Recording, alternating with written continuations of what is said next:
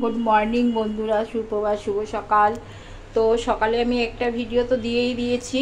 তো এখন আমি যেটা দেখাচ্ছিলাম, দেখো আমি এই যে চা করি না, চায়ের বাটিটা এরকম রেখে দিয়েছি। আমি ডেলি মেজে নিই এটা, যদিও আমি দেখাবো বলে। দেখো চায়ের এই যে চা ছেঁকনিটা এরকম কালো হয়ে গেছে, আর চায়ের বাটিটা দেখতে পাচ্ছ নিশ্চয়ই, দাঁড়াও একটা জ্বালিয়ে নিই, কালো হয়ে গেছে, ঠিক আছে।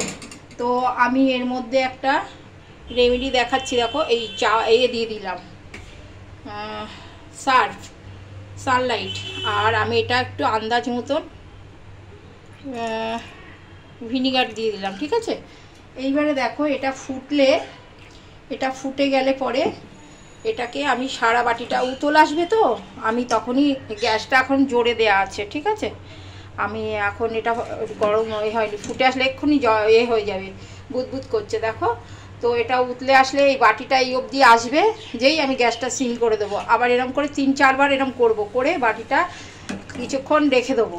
দেওয়ার পর একটু ঝুরিয়ে যাবে, তখন আমি এটাকে কসবাইট দিয়ে ডলে নেবো, একদম বাটি নতুন। কালকে দেখাবো সেটা কিরম হলো দেখতে। আর এখন আমি চিংড়ি মাছ ধুয়ে রেখেছি, চাল কুমড়োর ঘন্ট করব, আর মাছের ডিম।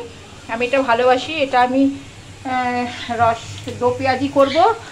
আর চালটা ধুয়ে রেখেছি, রান্নার দেরি আছে। আমি এখন টিফিন করে তোমাদের এই একটা রেমেডি দেখিয়ে নিলাম।